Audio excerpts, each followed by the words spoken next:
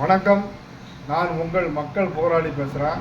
தென்காசி மாவட்டம் ஆலங்குளம் தொகுதி கடைய ஒன்றியம் முதலியார்பட்டி.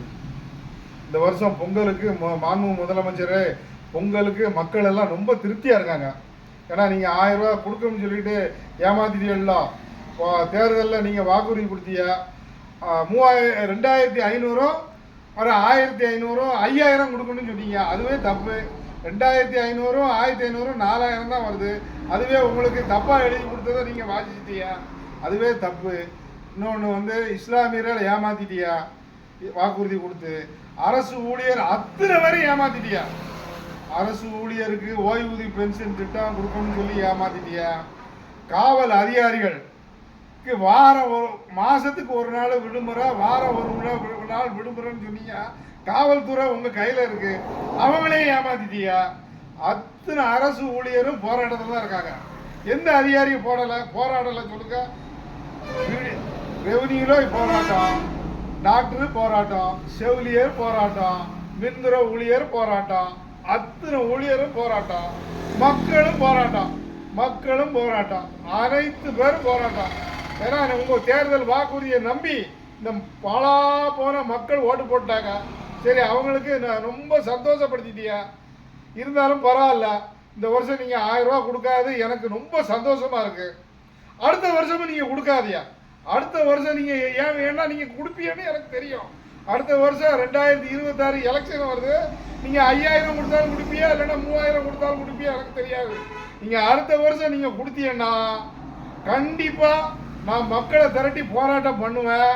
மக்களுக்கெல்லாம் இப்போ ரொம்ப விழிப்புணர்வோடு தான் இருக்காங்க. ஏன்னா மீடியா அவன் கையிலவே இருக்கு. நீங்கள் சொன்ன மாதிரி ஒரு மேடையில் பேசினீங்க இல்லை, பாத்ரூமை தவிர அத்தனையும் மீடியா தான், பாத்ரூமில் தவிர அத்தனையும் கேமரா தான் இருக்கு. அதனால மக்களுக்கு எல்லாம் தெரியும். தயவு செய்து காவல்துறை நண்பர்களுக்கு வாரம் ஒரு முறை விடுமுறை அடிங்க. அவங்க ரொம்ப கஷ்டப்படுறாங்க. ரொம்ப 24 மணி நேரம் தமிழ்நாட்டிலே உழைக்கிற ஒரே அதிகாரி காவல்துறை தான்.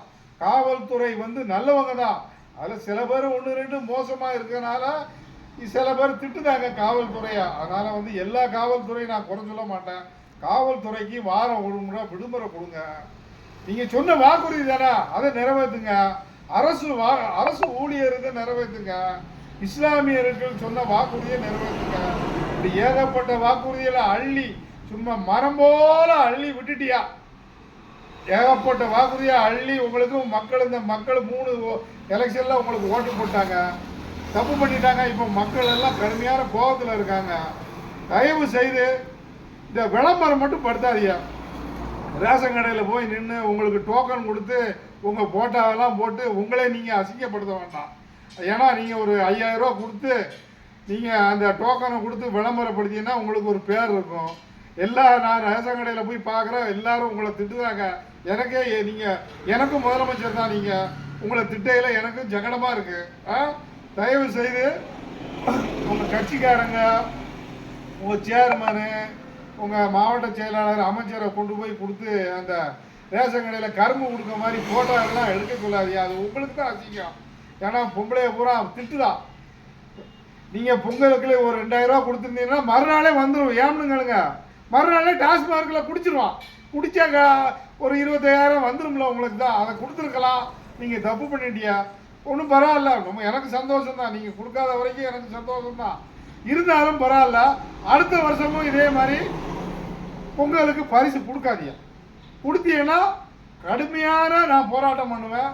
என் உயிரையும் விட நான் மண்ணெண்ணெயை ஊற்றி நான் தீயே குளிப்பேன் அடுத்த வருஷம் நீங்கள் கொடுத்தீங்கன்னா.